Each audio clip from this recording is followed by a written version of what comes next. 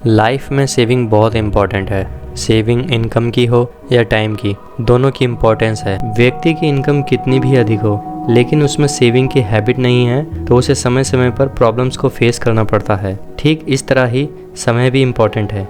आजकल की भाग दौड़ भरी जिंदगी में समय की कमी है। ऐसे में व्यक्ति जब किसी काम को करता है और उसमें फेल हो जाता है तो दोबारा ट्राई करने की बजाय उस काम से पीठ फेर लेता है और उसका लक्ष्य धूल में मिल जाता है। समय की कमी में किसी भी टारगेट को ठुकराने की जगह उसे प्राप्त करने के लिए समय की सेविंग करना सीखें। एक बार फेमस राइटर जॉन मुरे अपने राइटिंग वर्क में बिजी थे। तभी दो महिलाएं जन कल्याण से जुड़ी संस्था के लिए उनसे डोनेशन मांगने आई। अपना राइटिंग वर्क बीच में छोड़ने के बाद जॉन मुरे ने वहां जल रही दो मोमबत्तियों में से एक को बुझा दिया।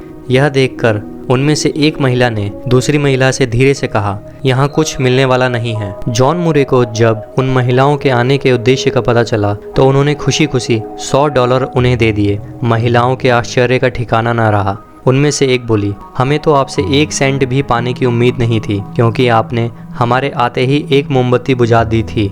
जॉन मुरे ने उत्तर दिया, अपनी इस बचत की आदत के कारण ही मैं आपको $100 देने में समर्थ हूँ।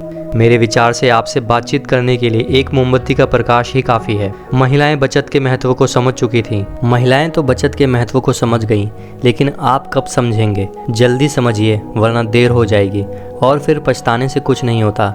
जब चिड़िया खेत चुग जाती है। कहते हैं कि समय बड़ा बलवान होता है, लेकिन मैं कहता हूँ कि समय बलवान ही नहीं, कीमती भी होता है।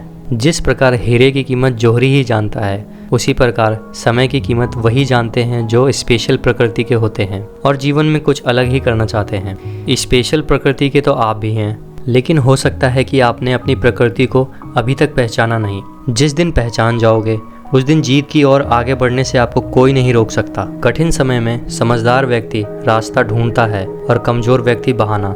समझदार बनिए, रास्ता ढूंढिए और बचत कीजिए।